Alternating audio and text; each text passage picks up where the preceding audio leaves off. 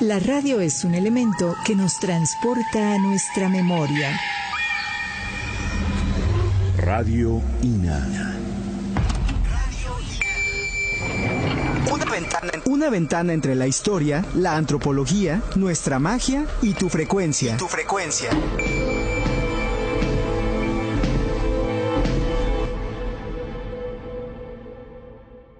¿Qué tal, amigos? Muy buenos días. Esto es Radio INA. Yo soy Juan Stack y con mi compañera Yuriria Contreras desde la cabina estaremos en la conducción de este espacio.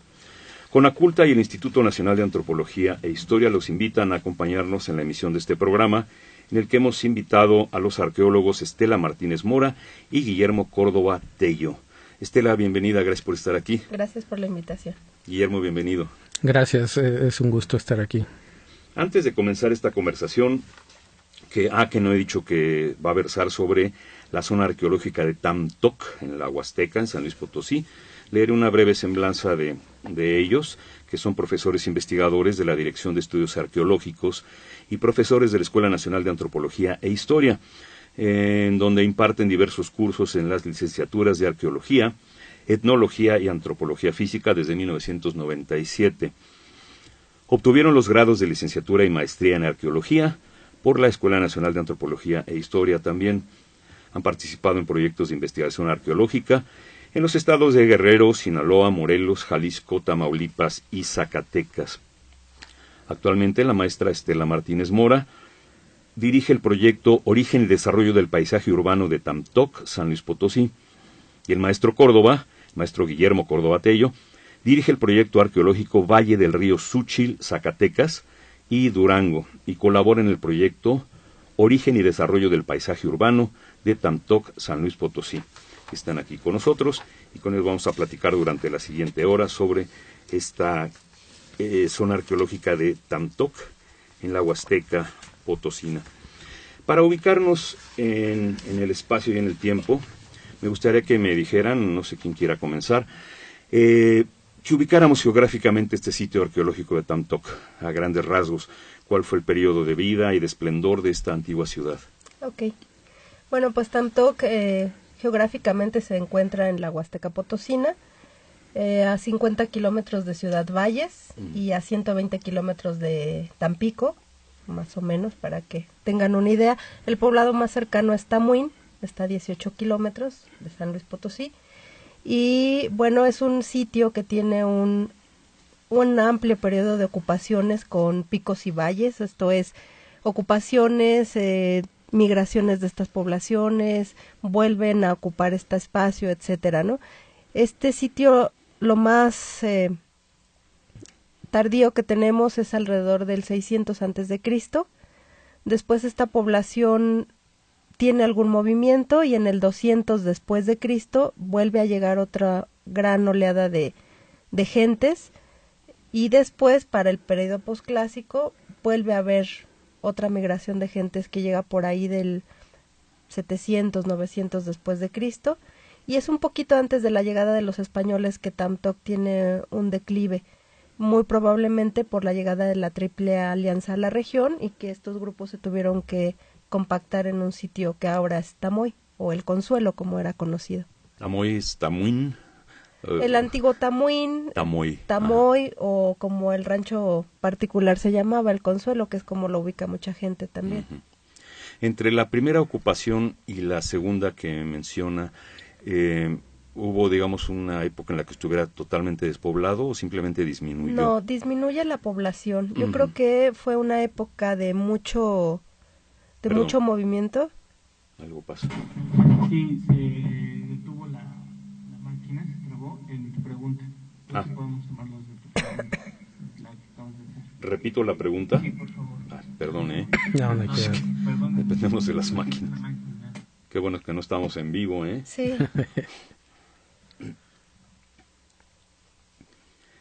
Entre la primera ocupación que menciona y la segunda, ¿se puede decir que estuvo despoblado o simplemente disminuyó la población? No, yo creo que simplemente disminuyó la población. Es una época de muchos movimientos poblacionales. Es un pues es una baja de la población más que abandono del sitio. Es un lugar donde permanentemente hubo gente. De hecho, hasta 1940 más o menos, todavía esta área está poblada por gente de la región, ¿no? Se vuelve un aserradero y es cuando esta gente la sacan y la mueven hacia otro lado, pero es una herradura que forma el río Tampaón, es muy buenas tierras para el cultivo, entonces bueno, es un lugar ideal para que la gente viva. Entonces supongo que gracias a estas condiciones tan benéficas como tener el río, agua permanente, buenas tierras, pues es un lugar donde siempre la gente estuvo viviendo.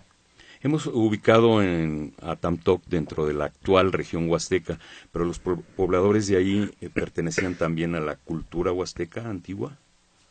¿Eran huastecos, tenec? Pues los últimos habitantes, bueno, los habitantes del último periodo, que es entre 700, 900 a 1450 más o menos, son tenec, son huastecos. De hecho, el fenotipo, la forma física es muy similar a los antiguos, a los actuales indígenas tenec, ¿no? Es gente menuda, de baja estatura, sus rasgos físicos son similares. Lo que sí, siempre se ha dicho que en la región, o los huastecos, son de origen maya por la lengua tenec, que es de origen mayense. Para el último periodo tenemos confirmado incluso por un estudio dental que acaban de entregarnos los resultados, que son muy similares las piezas dentales a los grupos mayenses, a los grupos mayas.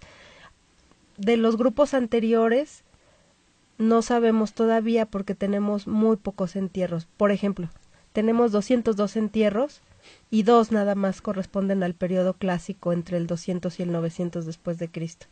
Entonces, no tenemos elementos todavía para saber si estos grupos también son de origen mayense o no. ¿Qué tanto conocemos de esta historia prehispánica de la región? ¿Cuáles son las características que la hacen peculiar dentro del conjunto de los pueblos mesoamericanos? Bueno, aunque la región huasteca está plagada de sitios arqueológicos y en toda esta región hubo una gran cantidad de dinámicas poblacionales, no es así en cuanto a los trabajos de investigación arqueológica. Son realmente pocos los investigadores que han trabajado en la región. Y esto hace que el dato arqueológico pues sea un tanto pobre con relación a la historia antigua de esta gran región, de esta enorme región. Pero sin duda estos trabajos hoy en día nos dan bases como para plantear una serie de líneas de investigación que nos hacen suponer de entrada que esta región fue densamente poblada. Había muchas ciudades antiguas con grandes cantidades de gente y que tenían contactos con regiones como Centroamérica, al norte de México, incluyendo regiones como la región de Mississippi en el sureste de Estados Unidos. Tenemos evidencia de algunos productos provenientes de sitios de lugares como el estado de Guerrero, o algunos materiales de toda la costa del Golfo y algunas del Pacífico. A ambos litorales. Exacto, entonces había una dinámica tremenda y por la red de ríos, o sea, la cuestión fluvial era como que era una característica que ayudaba o contribuía a este tipo de intercambio y comercio, que no solamente cuando se intercambian productos, no solo se intercambian objetos, sino también ideas, costumbres, conocimientos y personas, ¿no? Entonces, la información arqueológica está como construyéndose como para asentar estas bases de manera más firme sobre esta enorme dinámica poblacional de la región. Yo creo que sí falta investigar mucho, pero estos trabajos que se han hecho inicialmente nos permiten tener esta idea inicial, ¿no? Mencionaba Estela Martínez el río Tampaón. ¿De dónde a dónde corre este río o de cuál es afluente? Surge de un lugar que se llama Tambaca, en toda la sierra, en la vertiente oriental de la Sierra Madre Oriental.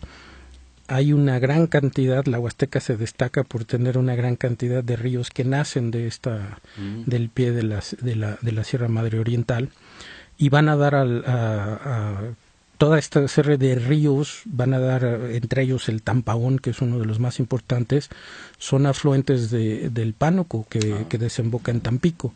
Entonces toda esta red de ríos que caracteriza la región actualmente, bellísimo el paisaje y los ríos muy grandes y muy bien cuidados hasta la fecha, todos nacen de la Sierra Madre Oriental, de la vertiente oriental de la Sierra Madre Oriental. Bien. ¿Cuándo y cómo se descubrió Tamtoc y desde cuándo comenzó a estudiarse? ¿Y por qué se le nombró así? ¿Quién la bautizó?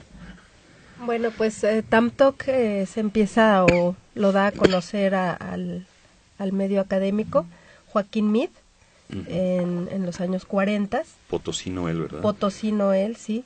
Y pues empieza a dar a conocer y surge la inquietud por el doctor Guy y su esposa Claude Estreserpean de trabajar en la región huasteca en general, pero cuando conocen Tamtoc deciden que es un lugar que les interesa muchísimo. Hacen una temporada de campo de 3 años, bastante amplia, y bueno, es como se da a conocer, se empieza a dar a conocer, ¿no?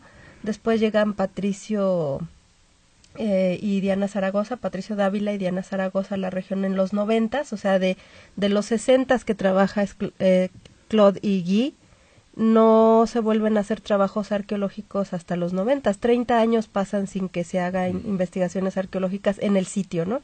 En la región sí, pero en el sitio no, Tamtoc tal cual. Ellos están muy poco tiempo, están cerca de 3 años. Vuelve a quedarse Tamtoc sin investigación. En el 2001 llega Guillermo Aúja, quien trabaja hasta el 2008, y pues en el 2008 llegamos nosotros a llevar a cabo el proyecto de investigación. Entonces, como lo mencionaba Guillermo Córdoba, es muy corto el periodo de investigaciones tal cuales, ¿no? Digamos que si pensamos en que en 1940 se empieza a hablar de Tamtoc y es hasta ahorita han pasado 70 años, ¿no? Pero temporadas de campo ha habido muy pocas, entonces realmente no se ha trabajado tanto como cualquier otro sitio, ¿no? Y no hay fuentes históricas en las que se le mencione, así como unos montículos que hay por ahí, no hay registro. De hecho, Diana Zaragoza menciona que en algún documento de Ortelius de 1700 es donde aparece Tamtoc, y por eso Tamtoc se escribe con C, porque si ustedes ven en la bibliografía aparece Tamtoc con K, Tamtoc con C, Tamtoc con N, Tamtoc con M, y Diana dice que ese documento que ella encuentra de Ortelius dice Tamtoc con M y con C, entonces es cuando el INAH lo registra. De hecho, Tamtoc está registrado así, con M y con C, por ese documento de 1700, pero en documentos más antiguos no, lo que aparece siempre es Tamuín, el antiguo Tamuín. En cambio en Tamojí, de esta zona arqueológica sí se tiene más registro, más conocimiento, más exploración. Sí, porque es el sitio que encuentran los españoles, que está en pleno apogeo cuando ellos llegan. En 1521. Ajá. Para ser más exactos, en el 29 llegan por acá. Hasta el 29. Ajá. Yo en los antecedentes arqueológicos solo agregaría, obviamente hay otros trabajos como los del profesor Eusebio Dávalos Hurtado y cosas así, pero propiamente en Tamtoc hubo un proyecto regional muy importante para la arqueología que lo llevó a cabo la maestra Leonor Merino y el profesor Ángel García Cook. Ellos trabajaron en un gran proyecto de la Huasteca que más que nada recorrió toda una enorme cantidad de territorio, porque por diversas obras de infraestructura, gasoductos, oleoductos, carreteras y un sistema de riego muy importante que hay ahí para la caña, para la agricultura en general. Entonces ellos recorrieron una enorme cantidad de sitios. No en Tamtoc no excavaron, pero ellos hicieron, por ejemplo, uno de los primeros planos arqueológicos del sitio, ¿no? Entonces, aunque no excavaron y no se quedaron a investigar ahí, también contribuyeron de manera importante a registrar Tamtoc y los sitios de alrededor de Tamtoc, ¿no? Ese también es un trabajo muy destacado. ¿Cuál es el entorno de Tamtoc? O sea, ¿cómo es la región que lo rodea? Ya mencionaron que es fértil, que está el río Tampaón, pero hay otros ríos. Geográficamente, orográficamente, ¿cómo es la región de Tamtoc? Bueno, Tamtoc de manera natural es una selva baja. Estamos a 30 metros sobre el nivel del mar. Es un clima bastante cálido, húmedo, pero a partir de los 40 esta región se volvió, como le mencionaba, primero un aserradero, lo que hizo que talaran todos los árboles de este meandro donde se encuentra Tamtoc y de todas las tierras de alrededor. Posteriormente indujeron la ganadería, lo que hizo amplias extensiones de pastizales, y a partir del 2010 la región se volvió cañera, porque la ganadería ya no era rentable para los dueños de los predios de alrededor por las sequías. Entonces decidieron meter riego y volver la región cañera, y bueno, eso ha cambiado el entorno muchísimo, ¿no? También poco a poco, con el cambio de uso de suelo, se ha venido alterando todo el medio ambiente. Y en muy poco tiempo, ¿verdad? Y en muy poco tiempo. De hecho, parte de uno de los proyectos que llevamos a cabo es la reforestación de lo que nosotros tenemos como INAH bajo nuestra protección, que son 154 hectáreas. Entonces, desde el 2009 estamos haciendo reforestación año con año de árboles endémicos, frutales, para que regresen aves. Han regresado una gran cantidad de aves, está regresando el venado, bueno, ya hay zorros, ya llegó cocodrilos, ya empezaron a llegar por allá. Entonces, bueno, nuestro objetivo es también que cuando ya estos árboles provean del alimento necesario, reintroducir a especies como, por ejemplo, el mono araña, que habitaba en grandes cantidades en la región, ¿no? Y se extinguió porque, pues, al no haber árboles y nada de qué alimentarse, se extinguió en esta región. Entonces, ese es otro de los, dentro del proyecto general, es otro de los objetivos, ¿no? Y el mono araña parece ser que fue muy importante en la época prehispánica, porque hay una gran cantidad de vasijas con su forma de mono araña, ¿no? Entonces se ve, y en muchos de la cultura material de este grupo se nota la importancia del mono araña. Así como en Chiapas, ¿no?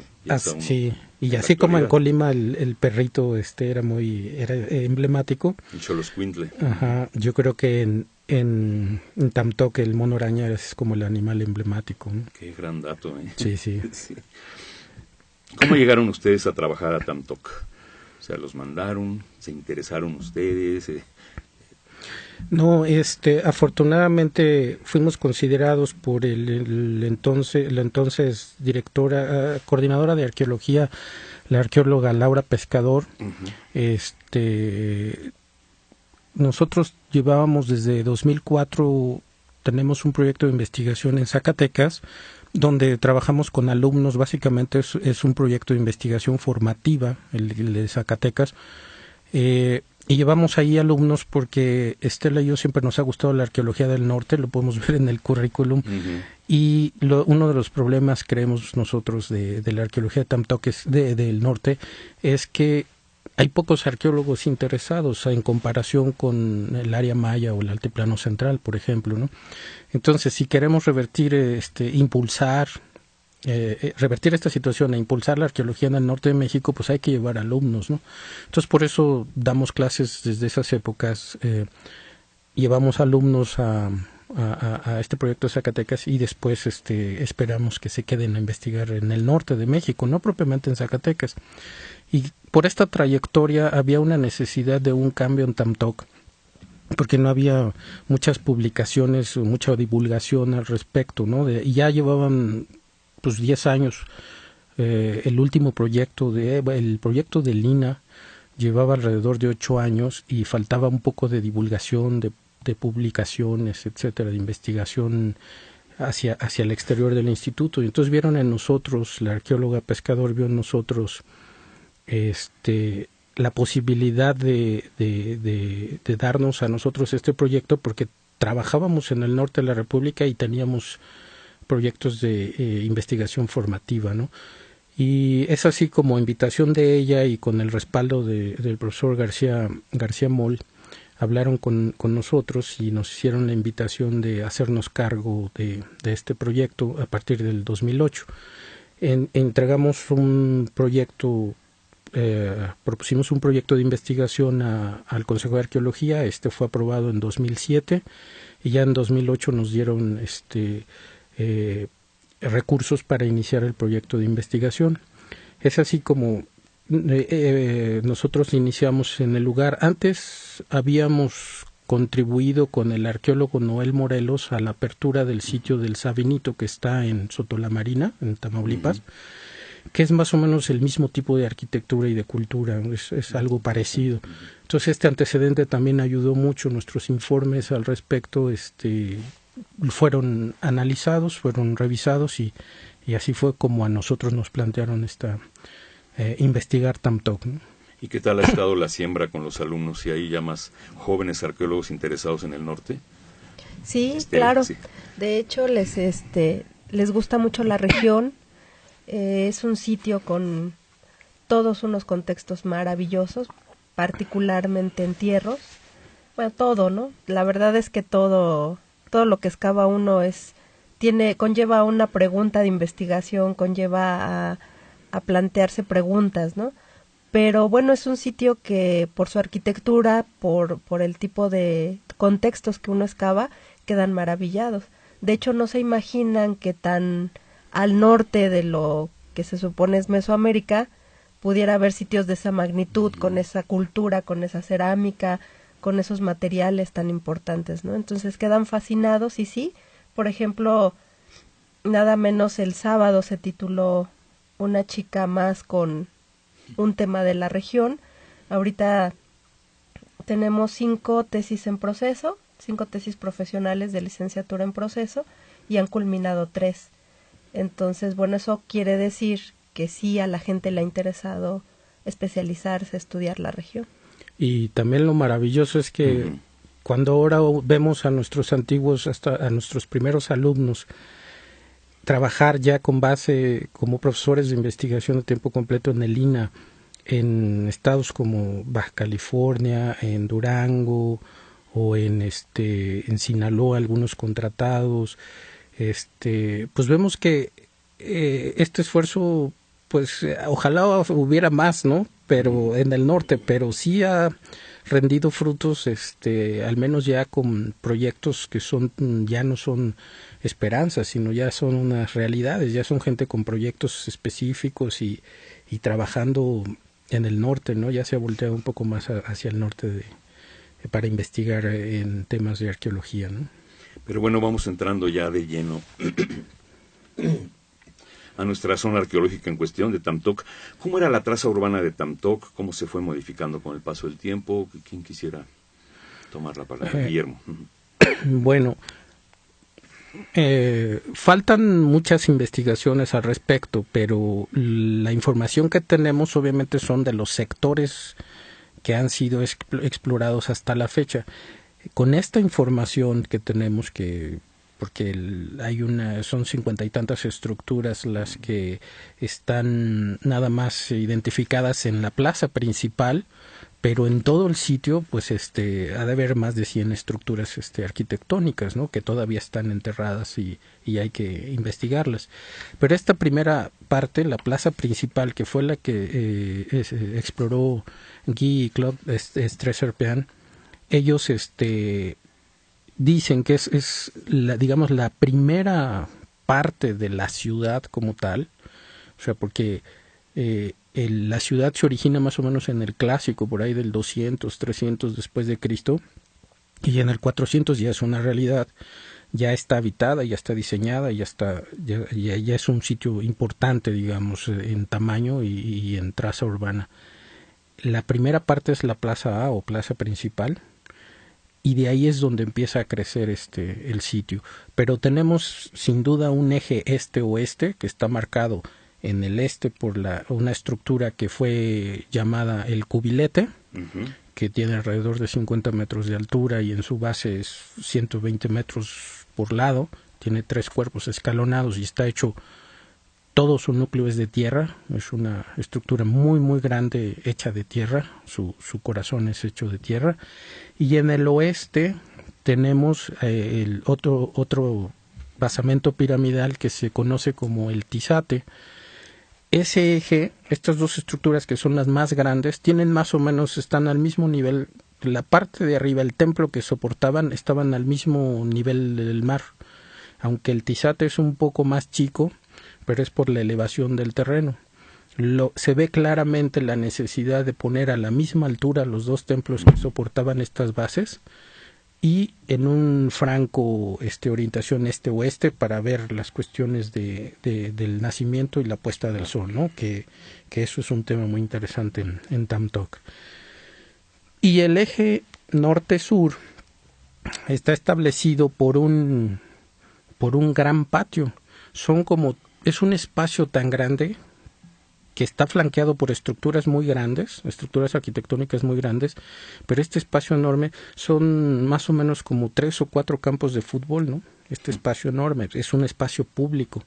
Entonces se pueden hacer actividades como el mercado, las danzas, fiestas, ceremonias, etcétera, pero masivas estas partes, ¿no? Estas festividades. Pero es un espacio alargado y flanqueado por estructuras orientadas norte-sur. Entonces es evidente que fue planeada esta ciudad desde las épocas iniciales, desde el clásico, fue planeado su crecimiento, su desarrollo para estar esta división clásica mesoamericana en los 4 cuadrantes y el centro, el núcleo, como alusión a la concepción que ellos tenían del mundo, ¿no? En sus 4 cuadrantes y sus 3 niveles, etcétera, ¿no? Pero sí se nota al ver el dibujo, el plano, el emplazamiento de los edificios en Tam Tok, se nota claramente esta necesidad de expresar el cosmos, ¿no? En esta ciudad, como en casi todas las ciudades de Mesoamérica ocurre. ¿Con estas dimensiones se puede deducir que era un espacio ceremonial? Bueno, con estas dimensiones se pueden llevar a cabo actividades públicas importantes, ¿no? O sea cívicas también. Cívicas, ceremoniales, o sea, pero donde convergían un gran número de la población, si no es que toda la población era convocada para este tipo de eventos, ¿no?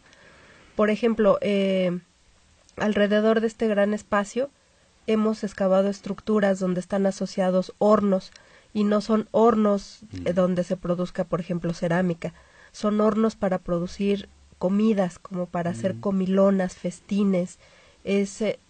Ahí hay una comida típica que viene desde época prehispánica que se llama zacahuil, que es un tamal bastante grande, que en aquellas épocas se hacía, pues, según las fuentes, con otro tipo de carnes, como la de venado, jabalí, etcétera, pero que hasta la fecha se sigue haciendo.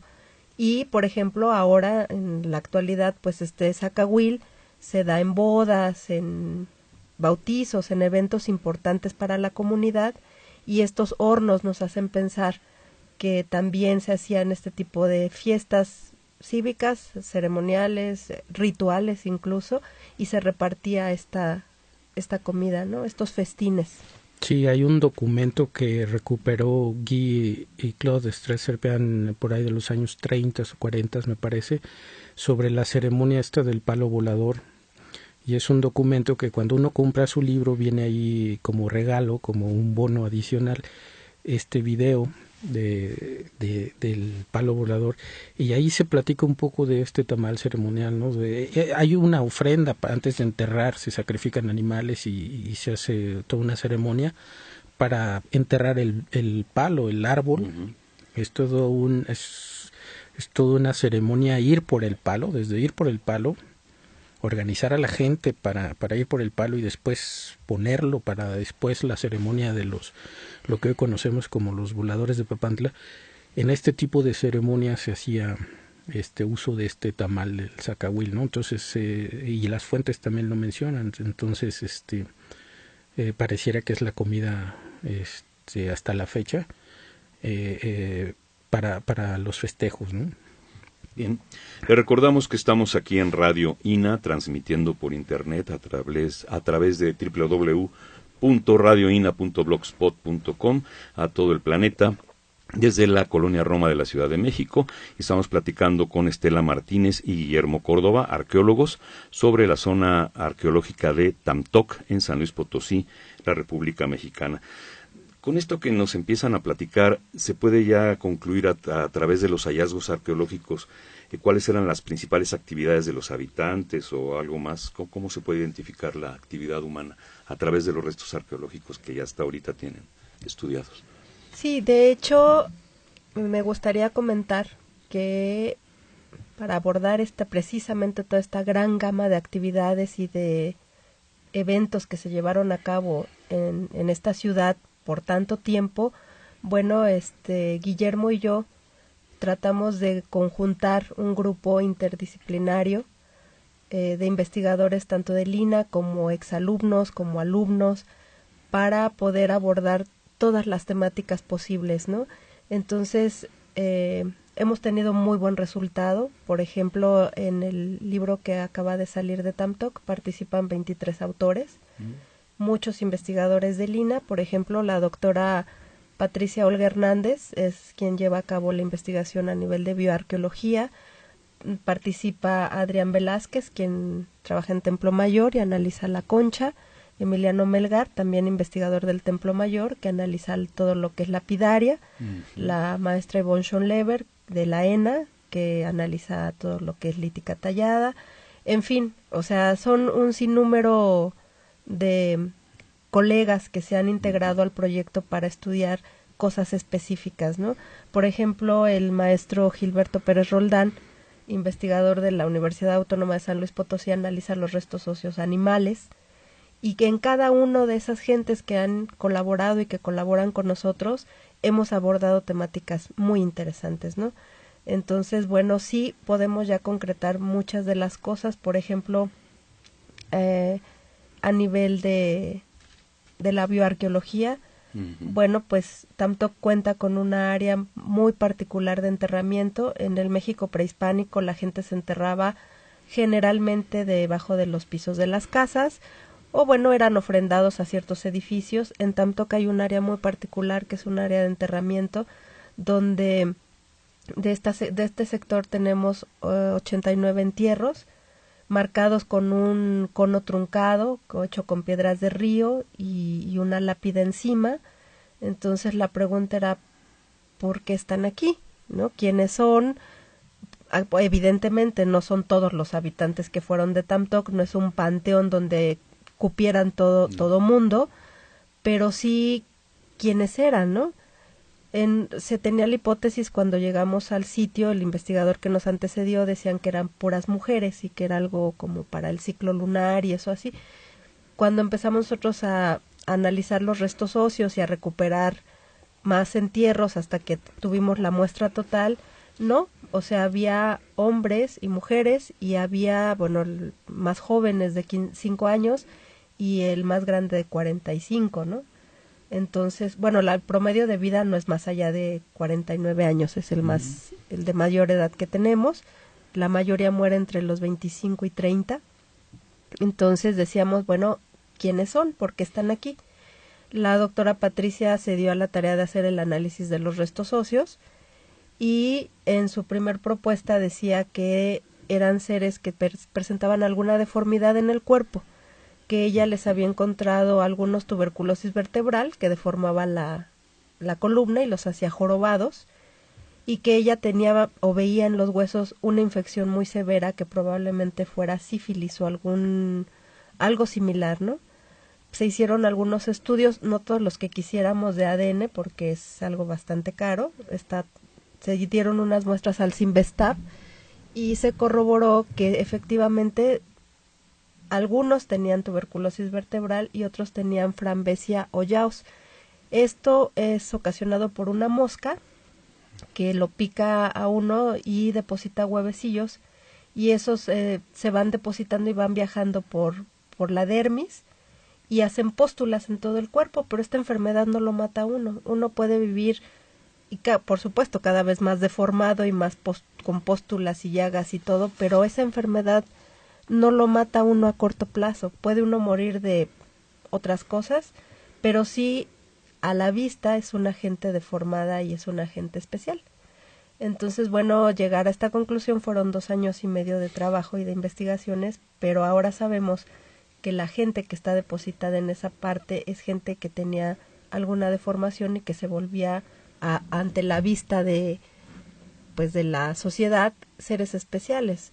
¿Especiales en qué sentido? Especiales, suponemos que estaban asociados a alguna deidad y de manera positiva, no como ahora que pues somos muy, no sé, como que discriminadores sí. De la gente que está enferma, ¿no? Uh-huh. Entonces, ellos no, supongo que los asociaban a alguna deidad en particular, porque todos están sentados viendo hacia el este, viendo hacia donde nace el sol, y todos tuvieron una cuenta de piedra verde que era su único ajuar. Ellos no tenían ofrenda, y lo maravilloso de esta cuenta, bueno, otro de los investigadores que colabora con nosotros es el doctor Rubalcaba, uh-huh. Que es de física de la UNAM. Él maneja un aparato que es un peletrón.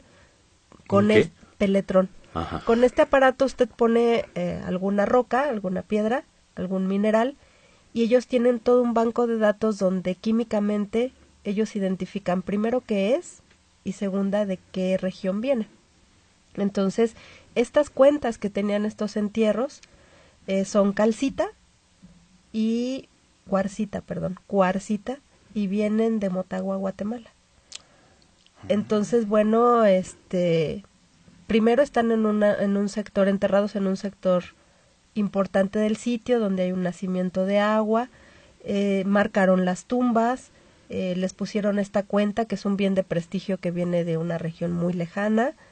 Eso los hace para nosotros seres especiales, y seres especiales en un sentido positivo. No de discriminación, ¿sí? Uh-huh. Entonces, el invitar a especialistas como Emiliano Melgar, Rubalcaba, que estudian estas cuentas, a la doctora Patricia Hernández, es los que nos ha hecho que esta invitación, esta apertura de nuestro proyecto a muchos especialistas nos haga avanzar muchísimo en el conocimiento, que de otra manera pues nos quedaremos en el simple proyecto de siempre, ¿no? De contarte palcates y ya, ¿no? Entonces me parece que eso es algo también muy valioso del proyecto, la gente que se ha incorporado.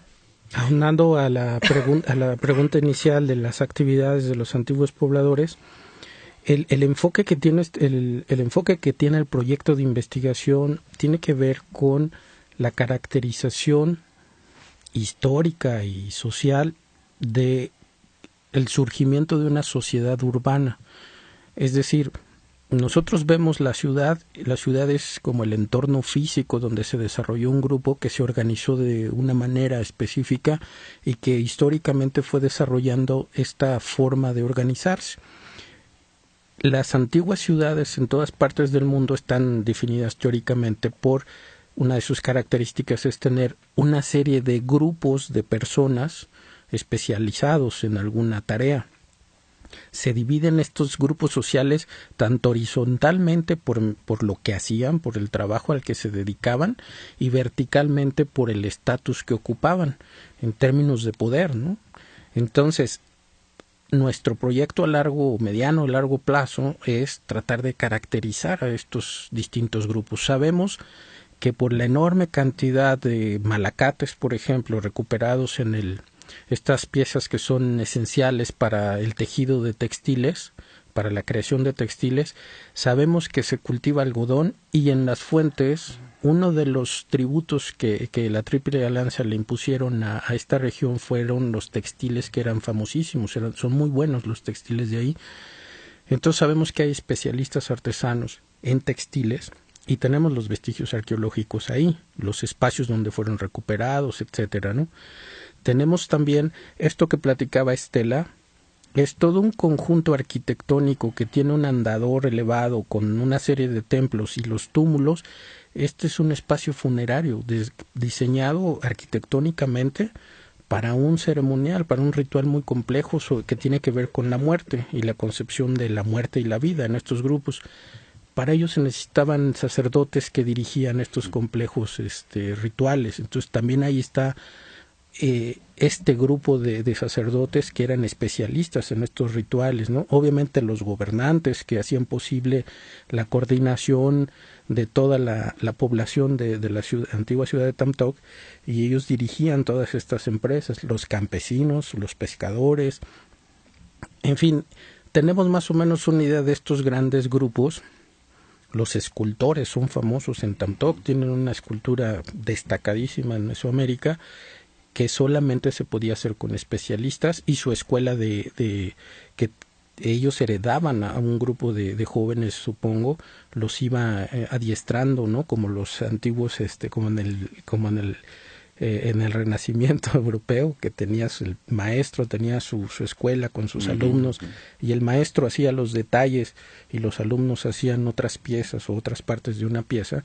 En Tamtoc parece ser esto también una realidad, y eso está dicho por un licenciado en Daniel Salazar. Él es licenciado en artes plásticas, que colaboró un tiempo con nosotros, y hicimos un artículo con él donde analizamos esto.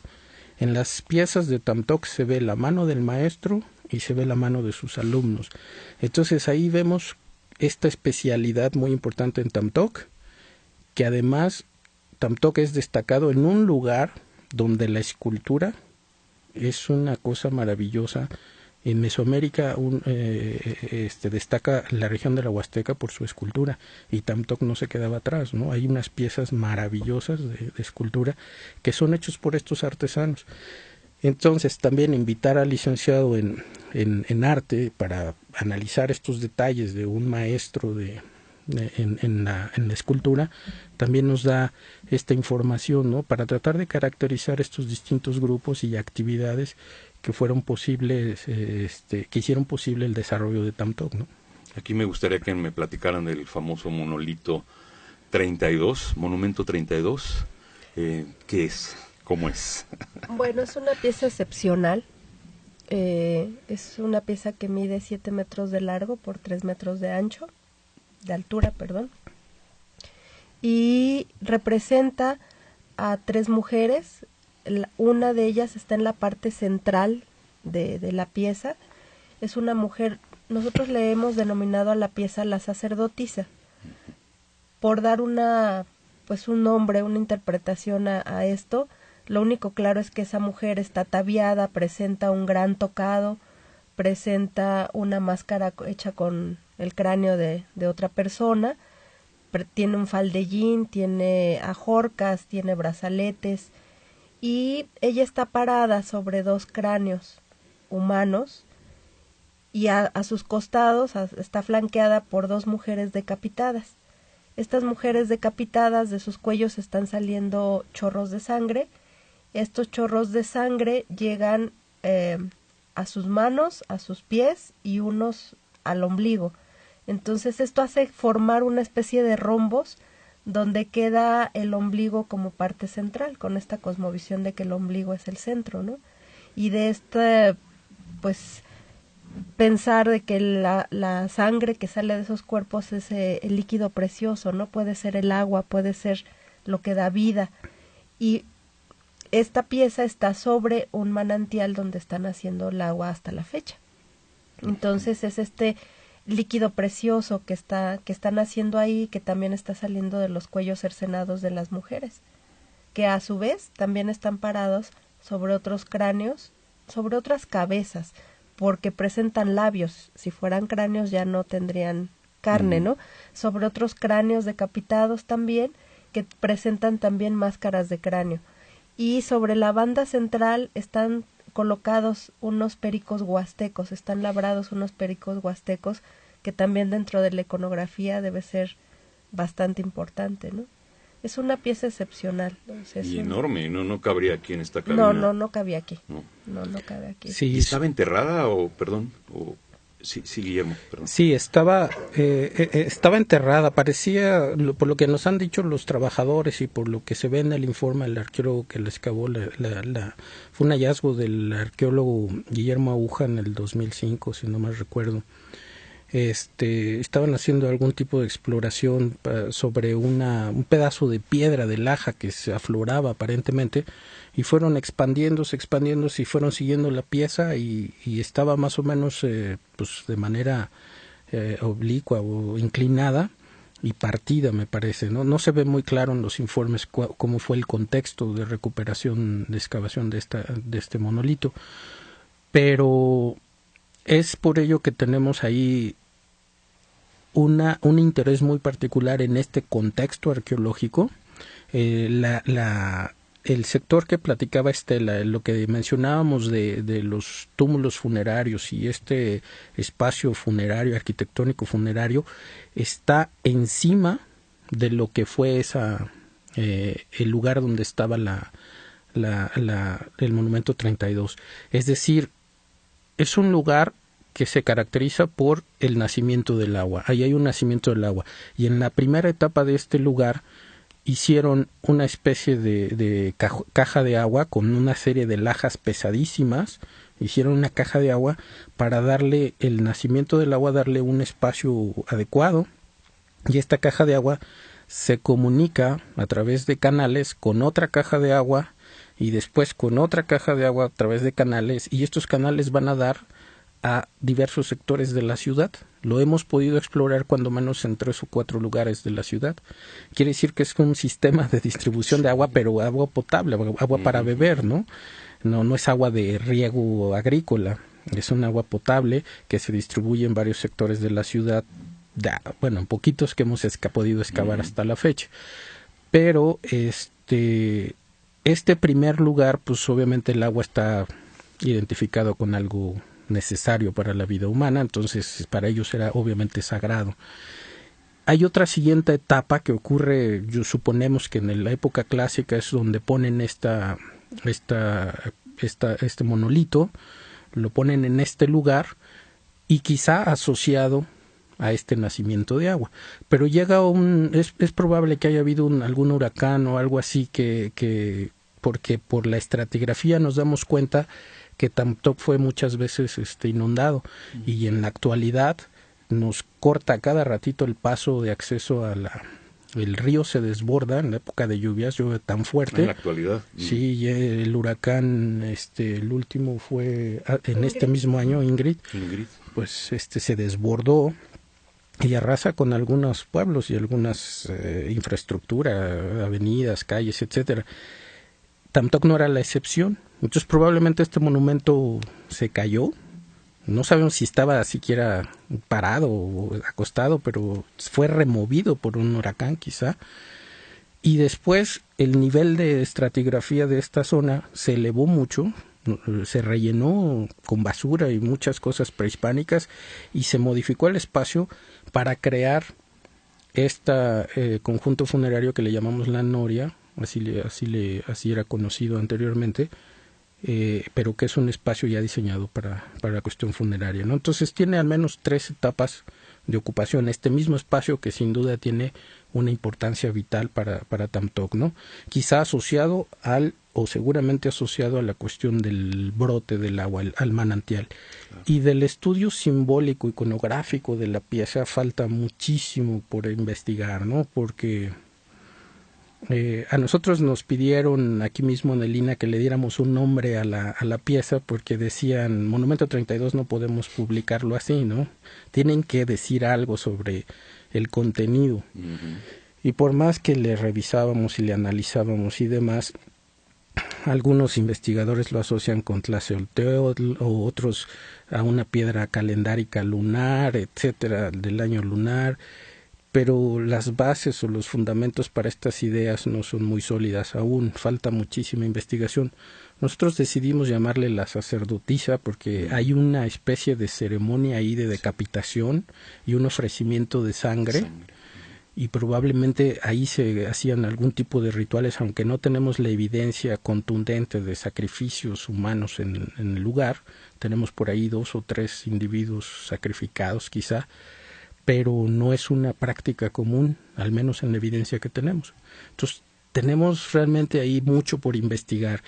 Momentáneamente se llama la sacerdotisa, pero mientras avance la investigación y esta publicación que acabamos de dar a conocer, ojalá la lean algunos especialistas y traten de contribuir con ello, ¿no?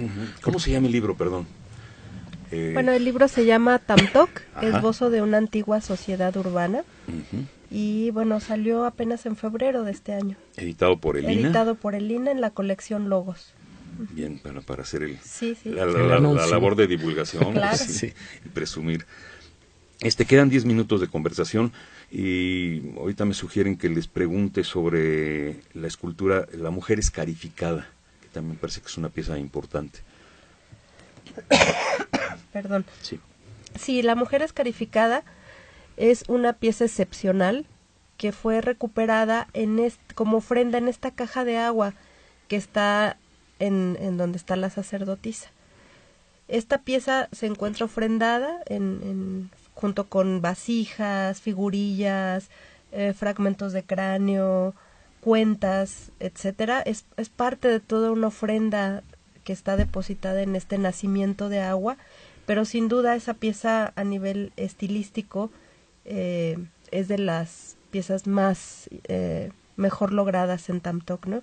Es una figura humana, escala 1:1. Esta persona la representada ahí debió medir aproximadamente 1.50, esta mujer, que es la estatura promedio de las indígenas Tenec.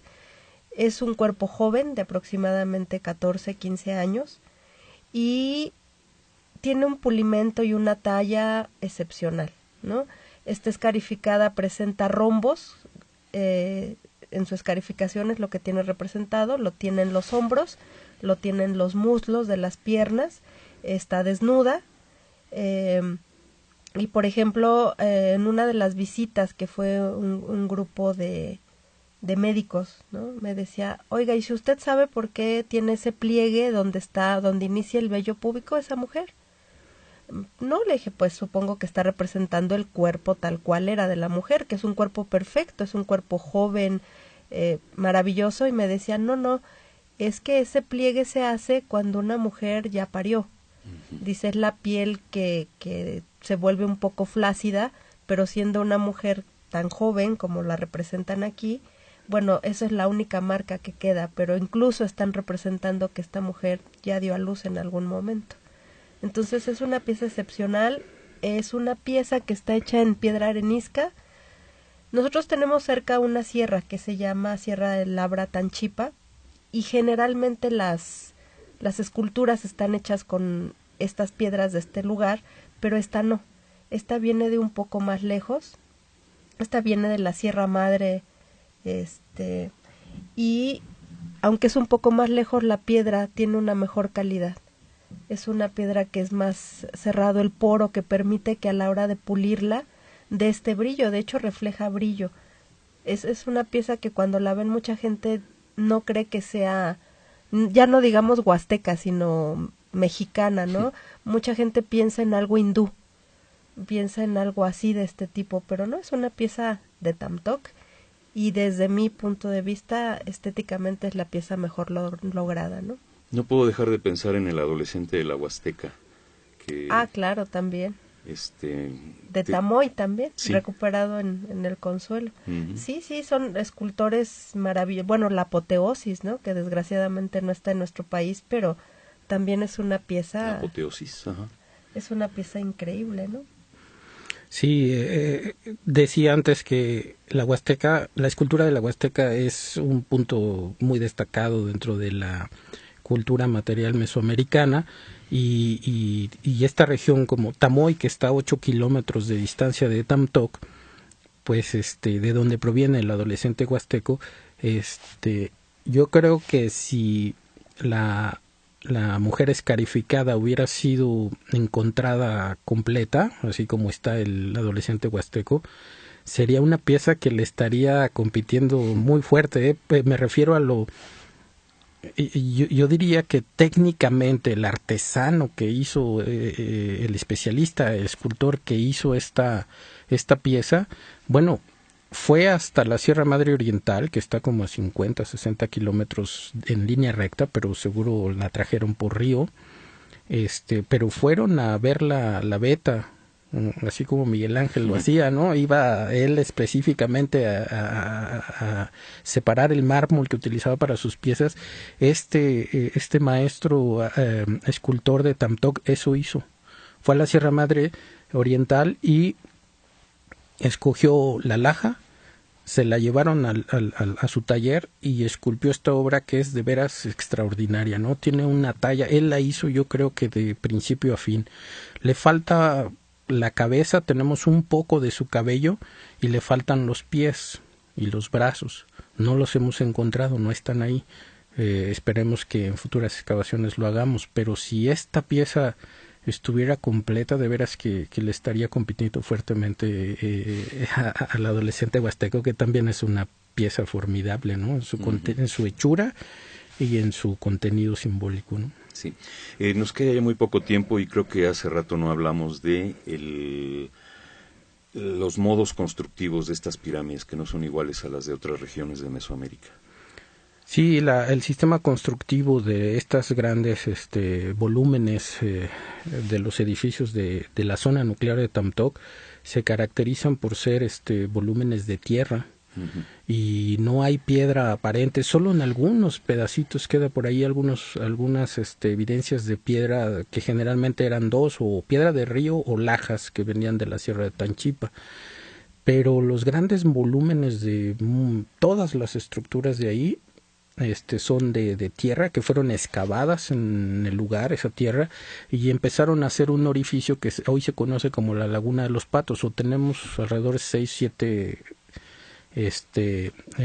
depresiones que suponemos que de ahí sacaron toda la tierra para la construcción de los edificios, y después se convirtieron en cuerpos de agua que hoy en día están plagados de aves y de peces y demás, ¿no? Entonces se vuelve también parte de la ciudad, estos orificios, estos huecos. Pero de ahí obtuvieron, Tamtoc ahorita es la única parte de todos los ranchos de alrededor, cuando se inunda Tamtoc, cuando se inunda toda esa región, cuando se desborda el río Tampaón, las pocas zonas que no se inundan es Tamtoc. Y esto es porque yo creo que los habitantes de Tamtoc, sus constructores, después de muchas desgracias, aprendieron, buscaron el lugar más alto y rellenaron, hicieron elevaciones más altas, y todas sus casas en este lugar tienen basamentos y elevan un poco más su casa y encima hacen templos y casas, ¿no? Entonces, ese es el sistema constructivo.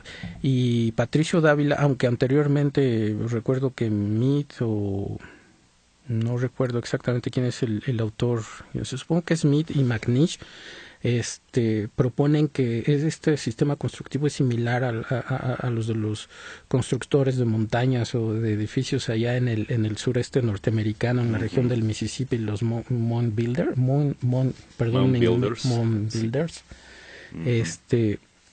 Ellos encuentran alguna similitud en este sistema arquitectónico. También es un tema que tenemos que pues profundizar, ¿no? Pero también está en la agenda. Pues por lo que se desprende de esta conversación, apenas estamos empezando, ¿verdad? Sí. Yo me incluyo, ¿verdad? Sí, claro. Estamos empezando. ¿Desde cuándo está abierto Tamtoc al público? Bueno, oficialmente desde 2006. Ajá. Desde 2006 se entró en esta categoría de sitios abiertos al público, ¿no? Está abierto de martes a domingo, en un horario de 9 a 17 horas. Y bueno, es recomendable que quien vaya a visitarlo lleve agua y un buen sombrero por el calor, y que nos visiten, que los invitamos a conocer Tamtoc, que es un sitio maravilloso. ¿Cada cuándo van ustedes a Tamtoc? Bueno, nosotros vamos más o menos unas 4 o 5 veces al año, pero a temporada de campo vamos una vez. Generalmente vamos entre 2 y 3 meses. ¿Y en qué temporada del año? A finales de año, que es cuando hace menos calor. Claro. Y pero tratamos de hacerlo octubre, noviembre y diciembre para que no haga calor y para que ya no nos llueva tanto, porque también en época de lluvias pues claro, es difícil trabajar así. ¿Hay camino pavimentado hasta allá? No. No hay, los últimos 18 kilómetros son nada más de terracería. Uh-huh. Muy bien, pues estamos terminando. Quisieras, Guillermo, Estela, decir algo para concluir, para despedirse. Bueno, yo creo que algo importante que hay que señalar aquí es que a partir del año 2000 se creó un fideicomiso para investigar y conservar Tamtoc. En este fideicomiso lo conforma el gobierno del estado de San Luis Potosí, Fomento Cultural Banamex y el Instituto Nacional de Antropología e Historia. Gracias a este fideicomiso se pudo comprar estas 154 hectáreas que Estela mencionaba anteriormente. Se compró el terreno. Son propiedad del INAH. Gracias a este fideicomiso se pudo hacer. No es todo. Hay vestigios arqueológicos alrededor muy importantes, pero sin duda fue un esfuerzo notable y se agradece que se conserve al menos la parte nuclear. Y gracias a este fideicomiso también en el 2008, que a nosotros nos corresponde la parte de investigación y conservación del sitio, gracias a este fideicomiso hemos podido tener la participación de otros investigadores, invitarlos a colaborar con nosotros, de llevar alumnos y de tener asistentes que nos auxilian en la tarea de investigación y conservación. Hay que destacar también el trabajo de los trabajadores de la zona arqueológica, son extraordinarios. En general los trabajadores de la Huasteca son impresionantes, son gente muy trabajadora, pero nuestros trabajadores en la zona arqueológica son gente amable, lista, trabajadora, inteligente, que tienen el sitio impecable, ¿no? Es un sitio bellísimo que cualquiera que lo pueda visitar se dará cuenta que es difícil su conservación, sin embargo lo tienen impecable, ¿no? Nuestros trabajadores. Muy bien, pues muchas gracias Estela Martínez y Guillermo Córdoba por esta conversación. Yo creo que nos volveremos a ver y escuchar aquí en esos micrófonos. Claro que encantados de participar de nuevo. Muchas gracias. De esta manera, Yuriria Contreras desde la cabina y elaborando el cuestionario, y un servidor Juan Stack, a nombre de Radio INA, damos por terminada esta emisión del programa, agradeciendo profundamente la generosa participación de nuestros invitados, Estela Martínez y Guillermo Córdoba. Gracias también a nuestros escuchas, quienes nos atienden a través de la Internet desde cualquier lugar del planeta donde se encuentran. También agradecemos la colaboración de Luis Alberto López Guario y Pedro Francisco Sánchez Nava para la coordinación de estas entrevistas. En la producción, Gabriela Marente, Sebanibaldo Morales. En el Pro Tools, Javier Cortés, con el apoyo de Lauro Gaspar. Y le recordamos que aquí en www.radioina.blogspot.com hay muchos materiales sonoros que pueden resultarles atractivos. Los invitamos a que los escuchen. Gracias, hasta la próxima. Buenas tardes. El Instituto Nacional de Antropología e Historia llevó hasta ti las voces, el debate, la experiencia. Jueves de charla en Radio INA. Jueves de charla en Radio INA. Te esperamos la próxima semana para charlar con otro de los personajes que le dan vida a la institución. Jueves de charla en Radio INA. Conaculta, Instituto Nacional de Antropología e Historia. Las opiniones y comentarios aquí expresados son de entera responsabilidad de quienes proporcionan la información y no representan necesariamente las opiniones de Radio INA ni comprometen el pensamiento editorial del Instituto Nacional de Antropología e Historia.